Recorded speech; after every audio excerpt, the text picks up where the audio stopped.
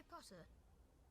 Dommage pour la photo qui est vraiment terne. En fait, c'est que ça revient à tout ce qui est production audiovisuelle dans nos codes de l'époque, quoi. Ça a du sens pour Game of Thrones. Ce plan, par exemple, déjà, il y a la lumière qui vient. Donc, il y a ce côté plus magique. Et Chris Columbus, le réalisateur de Noël, il apporte un vrai truc. Il y a plus de lumière. Les décors, c'est plus contrasté. Une profondeur creusée dans les lumières. C'est du contraste. C'est du clair-obscur. C'est des peintures, quoi. Encore là, tu vois, je peux dire, ok, c'est en rose, c'est étalonné terne parce que c'est la vie de merde. Quand on va revoir à l'école, voilà, c'est toujours la même pattern. Ils vont juste recracher des images du film. Niveau nouvelle proposition, c'est compliqué. Du coup, la comparaison va se faire et la comparaison elle est désavantageuse pour cette série. Ce qui fait que c'est juste une sorte de produit dérivé des films avec une photo qui a l'air moche alors que l'univers d'Harry Potter c'est quand même sa grande force. On revient à toute cette mode de remake qui veulent juste des produits dérivés adaptés d'autres franchises un peu différents de la même chose. Le côté licence à mort. Évidemment les Disney, mais tout le monde le fait. Par exemple, Dragon, DreamWorks le fait. La mise en scène est la même, rien qui change. Ils refont en live action pour refaire une sortie. Il est mignon croque-mou, tu vois, il est beau. On a déjà vu les films en fait. À part faire un trailer intéressant à voir, ça dévitalise le propos. Et là encore, il y a une dimension